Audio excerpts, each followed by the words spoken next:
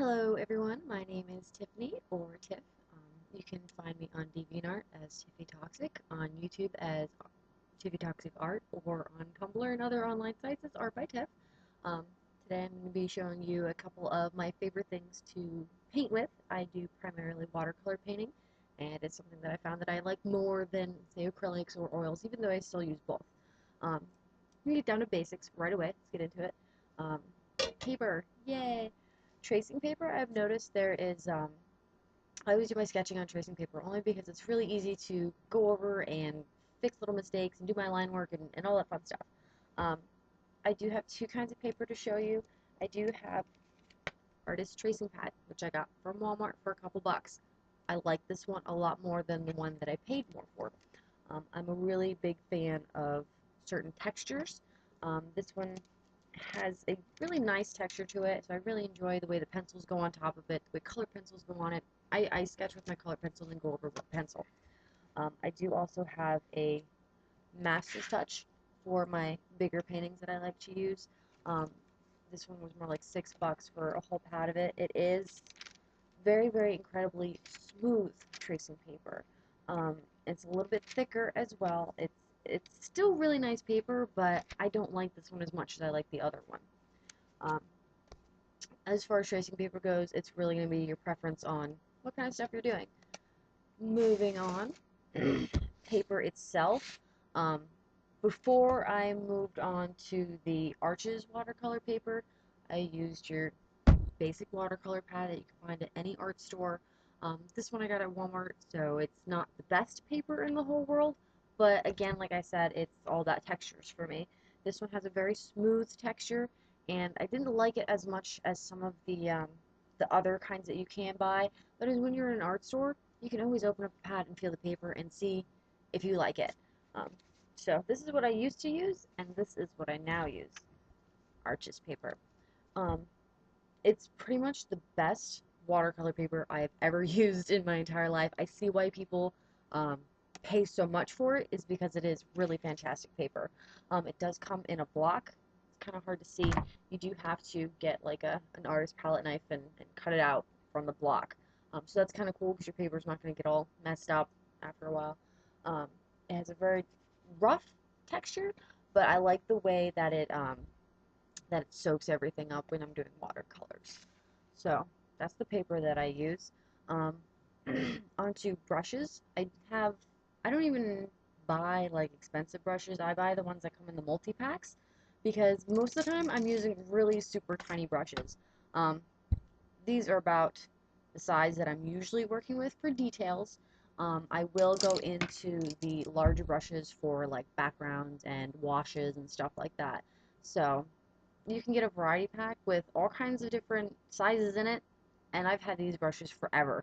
Every now and then I'll buy a new pack just to get one brush out of it, and then you have a couple extra for whatever you want to do. Um, for outlining or my line work, I have switched to the Pastels. I don't know if you see that, pens. Um, these ones are really nice. I do like the fact that they are waterproof, so I can do my outlining before I do my watercolor. So for example, stuff like this, I do the outline first. You're going to see it's pretty blue tape. It's just regular Scott painter's tape. A tip I have about this though, for when you want to do really nice borders and just have that nice clean white border, before you put your tape on your paper, just, put it on your arm, lift it up, and then put it on your paper, only because it muckies it up that little bit, just so it doesn't get super sticky and stick to your paper, and then when you're finally done your painting, you rip your paint off, and you destroy your paper. Not fun. Totally sucks when you've worked really hard on something and then all of a sudden you've ripped all of your edges and it looks like crap. Another thing that I use with my watercolors is pastels. A lot of times I'll do a watercolor wash and then I'll use pastels on top of it. There are two different kinds that I use. There are the really super cheap ones that I got for a couple bucks at Walmart. These ones say soft pastels. They are really, really soft. They do go on really chalky, maybe a little softer than chalk actually. So these ones are really easy to blend with your fingers or tissues, or if you have these fantastic little tools to get into some detail. Those are always fun. When I'm working on something a little bit more serious, I will bust out the Prismacolors. These are my favorite. These ones come in a little bit more of a variety of shades and stuff. Haven't really used this set very much, so they're still pretty intact. Even when they fall apart, though, it's fantastic. I also use these for transferring stuff onto canvases, but that's something completely different. Always good to have a Sharpie, depending on what the thickness of your line work is going to be, specifically for the type of art that I do. I usually like having that thick, bold outline that I do after the watercolors. As for the paint itself, I've started getting the Dr. Martin's Hydrus watercolors. These are fantastic. Now, I used to use the ones in the palette, the hard ones that you put water in. Then I moved to the ones that are in the tubes that, you can squeeze out and you mix water with those. Those are really good too. I don't have any here with me now. I've kind of downsized all my supplies due to moving, but these are really awesome. They are liquid, so they already come in like a little liquid form and a little dropper and everything.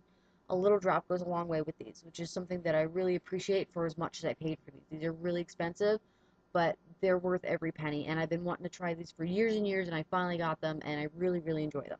So I highly recommend spending the extra money to get the paint that you want and getting the paper you want. Like I said before, that Arches is kind of expensive, but it's worth it. I really, really like that paper. As far as anything else for supplies, I use so much different kinds of random stuff, it's not even funny. Palettes, little plastic palettes you can buy from the store, not a big deal with there. Or, a while ago I took a plate and I started using this plate, and it's kind of been in my collection of stuff ever since. So, I use whatever, paper towels. There's a certain kind of paper towel that's like really nice and absorbent, and sometimes I'll use it for my little mistakes I make. I don't even remember what kind they're called. I don't have any around. I just have the roll. As for anything else, this is mainly stuff that I use for watercolors. Like I said, that's the main thing that I paint with. Maybe I will do another video when I happen to be working with acrylics or with oils. Both are really fun to paint with as well. I hope that you enjoyed me speaking 100 miles an hour and go through these supplies, and maybe it helps you out a little bit, and hopefully it'll get you a chance to get some stuff together, and maybe we can enjoy a painting session on the next video that I do when I show you how to do some spit shading. That should always be fun. Good times. Thanks for watching. Bye.